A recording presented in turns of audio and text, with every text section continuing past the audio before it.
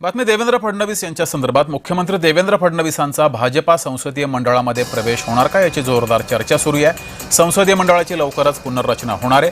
पक्षाचे सर्वोच्च निर्णय घेणारे भाजपाचे हे संसदीय मंडळ आहे।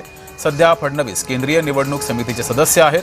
फडणवीसांचं राष्ट्रीय पातळीवरील राजकीय वजन वाढत चाललेलं आहे। फडणवीसांसोबत योगी आदित्यनाथांचं नाव सुद्धा चर्चेत आहे।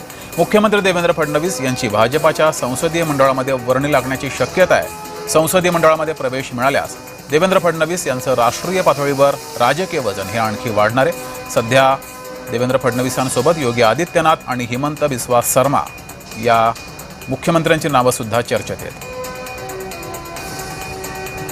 तर देवेंद्र फडणवीसांच्या नावाची चर्चा का आहे पाहूया। देवेंद्र फडणवीस हे तरुण पिढीतील नेतृत्व आहे। फडणवीसांनी महाराष्ट्रामध्ये भाजप क्रमांक 1 चा पक्ष केला आहे। 2024च्या विधानसभा निवडणुकीत भाजपाला महाराष्ट्रात 132 जागा मिळाल्या। महाराष्ट्रासारख्या मोठ्या राज्यातील भाजपाचा देवेंद्र फडणवीस हे प्रमुख चेहरा आहेत। फडणवीस यांचा संगणनात्मक आणि निवडणूक व्यवस्थापनाचा अनुभव आहे। देवेंद्र फडणवीस राष्ट्रीय राजकारणात सुद्धा सक्रिय आहेत। मोदी शहानंतरच्या भाजपामध्ये पुढच्या पिढीतील नेतृत्व तयार करण्याचा पक्षाचा प्रयत्न आहे।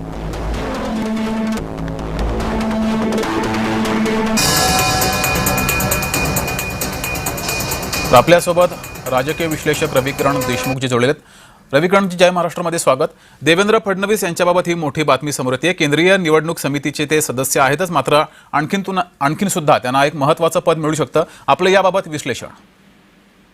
एक तर ते महाराष्ट्रासारख्या राज्याचे मुख्यमंत्री आहेत। महाराष्ट्राचं स्थान देशामध्ये खूप आगळं आहे आणि देशामध्ये जी प्रमुख राज्य आहेत ज्याच्या मुख्यमंत्र्यांना तिथं दिल्लीमध्ये मान असतो, त्यामध्ये महाराष्ट्र हे आघाडीचं राज्य आहे।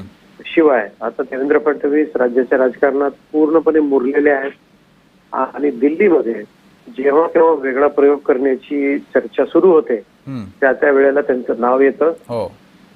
याचं कारण भाजपचा अजेंडा पुढे नेण्यामध्ये ते फार हिरिरीनं पुढे असतात। केंद्रीय भाजपाच्या नेतृत्वाने घेतलेले निर्णय राज्य पातळीवर राबवण्यामध्ये त्यांचा खूप मोठा वाटा असतो आणि जेव्हा दिल्लीतलं नेतृत्व, काही नेते जे ज्येष्ठ मंडळी आहेत त्यांच्या निवृत्तीची चर्चा सुरू होते आणि त्यानंतर कोण दिल्लीमध्ये येणार असं म्हटलं जातं, तेव्हा आपसुकच त्यांचं नाव चर्चेमध्ये येतं। ते आज ना उद्या दिल्लीत जाणार हे नक्की आहे। फक्त ती वेळ आत्ता आहे का हे मात्र नक्की सांगता येत नाही, कारण भाजपचे निर्णय इतक्या सहजासहजी बाहेर येत नाहीत। असं आहे। ठीक आहे रविकिरणजी, धन्यवाद दिलेल्या या प्रतिक्रियेबद्दल, विश्लेषणाबद्दल।